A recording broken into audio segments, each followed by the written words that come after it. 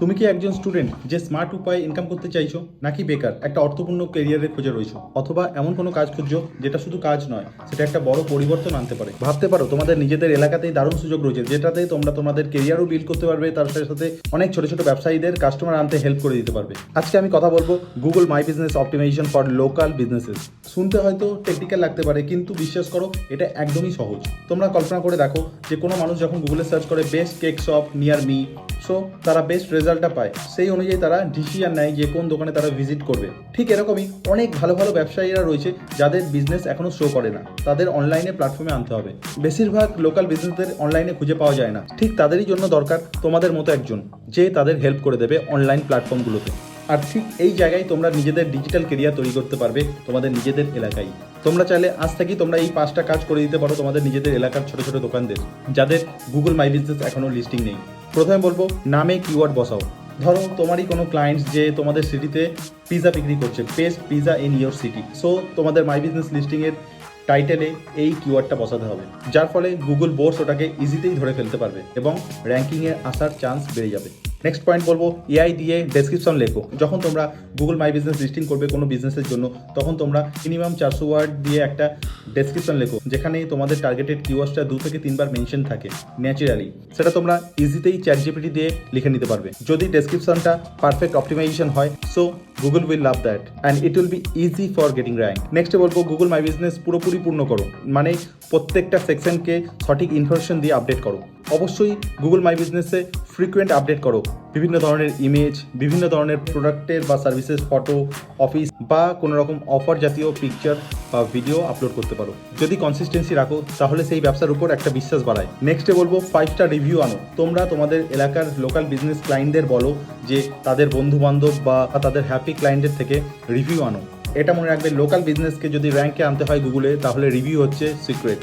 যত বেশি রিভিউ তোমরা বিল্ড করবে লোকাল বিজনেসের উপর, তাহলে তত বেশি ট্রাস্ট বাড়বে, সেই বিজনেসের র্যাঙ্কিংয়ে আসতে তত বেশি ইজি হবে। এবং ফাইনালি বলবো রিভিউ বা মেসেজের রিপ্লাই দ্রুত দাও, তাহলে গুগল বেশি পছন্দ করে। এটা মনে রাখবে, গুগল মাই বিজনেসকে রেগুলার বা ফ্রিকুয়েন্ট আপডেট করতে হবে।